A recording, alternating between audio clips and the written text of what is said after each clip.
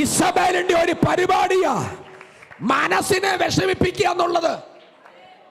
മടിപ്പിക്കുക, മനസ്സിനെ വിഷമിപ്പിക്കുക. ചിലർ പറയുന്നു കുടുംബജീവിതത്തിനകത്ത് പരാജയമാണ് പാസ്റ്റർ, ഈ തലമുറയെ കൊണ്ട് എനിക്ക് സഹിക്കാൻ പറ്റുന്നില്ല പാസ്റ്റർ, സാമ്പത്തിക കടഭാരങ്ങൾ കൊണ്ട് എനിക്ക് എഴുന്നേറ്റ് നിൽക്കാൻ കഴിയുന്നില്ല പാസ്റ്റർ, ഞാൻ ആകെപ്പാടെ സങ്കടത്തിലാണ് പാസ്റ്റർ.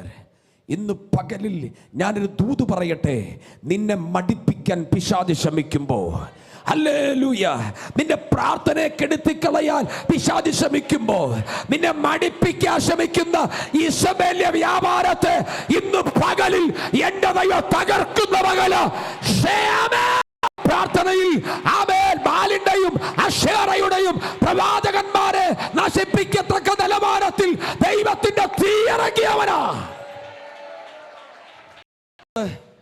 ചില വാക്കുകൾ കേൾക്കുമ്പോൾ നമ്മൾ തടന്നു പോകാറുണ്ട്.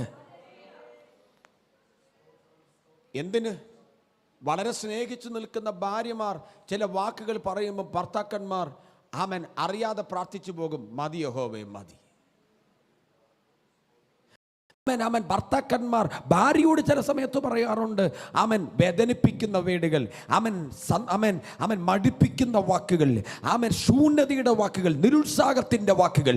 പക്ഷെ ഇന്ന് പകൽ വാക്കുകൾ കേട്ട് തളർന്നിരിക്കുന്ന ദൈവത്തിന്റെ പൈതലേ, നിന്റെ ഹൃദയം ഇന്ന് പകൽ കലങ്ങരുത്, നീ മടുത്തു പോകരുത്. Come on, എഴുന്നേൽക്കുക.